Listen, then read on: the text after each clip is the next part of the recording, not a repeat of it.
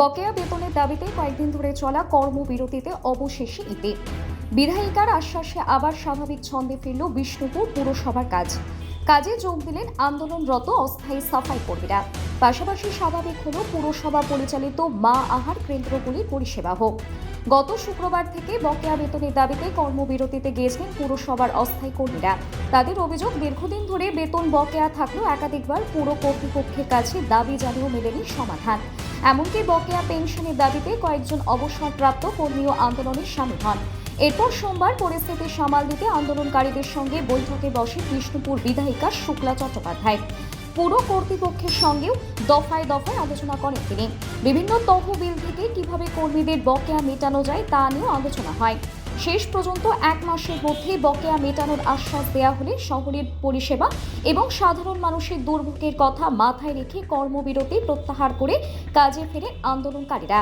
তবে বকেয়া বেতন না মেটা পর্যন্ত তাদের দাবি ও আন্দোলন জারি থাকবে বলেই জানিয়েছেন কর্মীরা। অন্যদিকে অস্থায়ী কর্মীদের আন্দোলনকে সমর্থন জানিয়ে এতদিন বন্ধ ছিল পুরসভা পরিচালিত মা আহার কেন্দ্রের পরিষেবাও। মঙ্গলবার থেকে বিষ্ণুপুর সুপার স্পেশালিটি হাসপাতাল এবং রশিকগঞ্জ বাসস্ট্যান্ডের মা আহার কেন্দ্রে ফের শুরু হয়েছে রান্না ও খাবার পরিবেশন।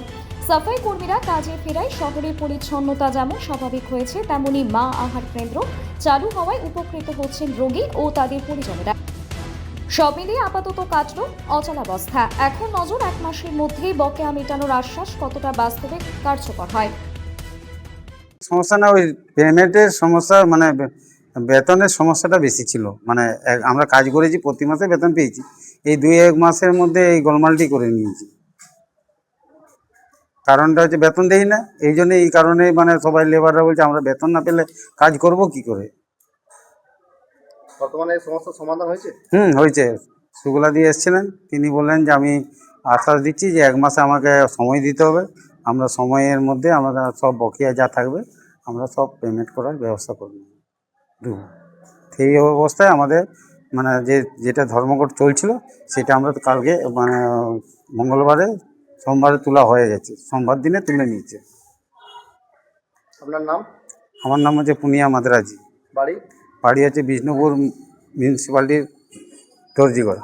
ধন্যবাদ। বেতন পাইনি, ওই জন্য ওরা মিউনিসিপ্যালিটিতে স্ট্রাইক করেছিল, যার জন্য আপনার বৃহস্পতিবার হয়েছে ক্যান্টিন, শুক্র শনি রবি সোম 4 দিন ক্যান্টিন বন্ধ ছিল, আবার মঙ্গলবার থেকে যথারীতি ক্যান্টিন খোলা হয়েছে। ওই লেবাররা, আমাদের যে লেবাররা আছে মিউনিসিপ্যালিটির ওয়ার্কাররা, তারা বেতন পায়নি, 3-4 মাস ধরে বেতন পায়নি, যার জন্য ওরা স্ট্রাইক করেছিল মিউনিসিপ্যালিটি। আর আমাদের যেহেতু এটা মিউনিসিপ্যালিটির থেকেই যেহেতু সব কিছু করা হয়, যার জন্য আমাদের হচ্ছে এখানটাও বন্ধ ছিল। হ্যাঁ, আমাদের সমস্যার সমাধান হয়েছে। আমাদের আপনার ওই এমএলএ সাহেব যে আছেন, হ্যাঁ, সে মিউনিসিপ্যালিটিতে এসেছিলেন।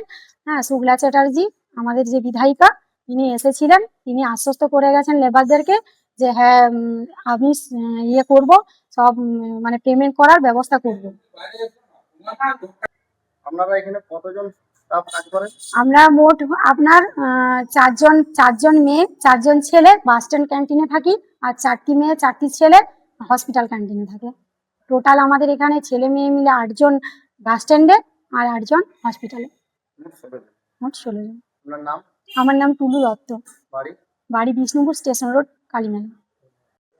মা আহারের যেগুলো এখানে কি করা হয়? এখানটা এই খোলা পরিবেশটায় রান্না বান্না করা হয়, ওভেন আছে, গ্যাস সিলিন্ডার আছে, গ্যাস আছে, সমস্ত কিছু আছে। আমরা এখানে কাটি পরিষ্কার ভাবে, আগে ধুয়ে নেওয়া হয় সকালবেলায় ঝাঁটা দিয়ে জল দিয়ে, তার উপরে শুকিয়ে গেল, শুকিয়ে যাওয়ার পরে আমরা আনাজগুলো সব ঢেলে কেটে নিই এবং এখানে ধুয়ে নিই, ঝুড়ি আছে ঝুড়িতে ছেঁকে নিই, তারপরে হচ্ছে কড়াইয়ের মধ্যে সব সবজি দিয়ে আর আমাদের মশলাটাও, রান্না মশলাটাও আসে, সব ঢেলে দিয়ে তরকারিটা রান্না করি। আর তার আগে ভাতগুলো হয়ে যায়, দিয়ে এইসব করার পরে আবার যখন সব খাওয়া দাওয়া হলো শেষের সময় আবার হচ্ছে পরিষ্কার পরিচ্ছন্ন করে বাড়ি যাই। আমার নাম অর্চনা কাউরি। বাড়ি? বাড়ি মাধবগঞ্জ, বিষ্ণুপুর, 10 নম্বর ওয়ার্ড। ধন্যবাদ। ভালো খেতে পেলাম। কি ছিল আজকে খাবারে? আজকে পিঠে আলু তরকারি ছিল। জোরে বলুন। পিঠে আলু তরকারি, আর কি ছিল? ডিম ছিল আর ডাল। আপনি কি প্রতিদিন খান? না, কতদিন? আপনার নাম? আমরা লেবার মানুষ, কাজে আসে। কাজে আসেন হ্যাঁ এখানে? হ্যাঁ। আপনার নাম? লক্ষ্মীকান্ত করঙ্গ। বাড়ি? কাটান্দা। ধন্যবাদ।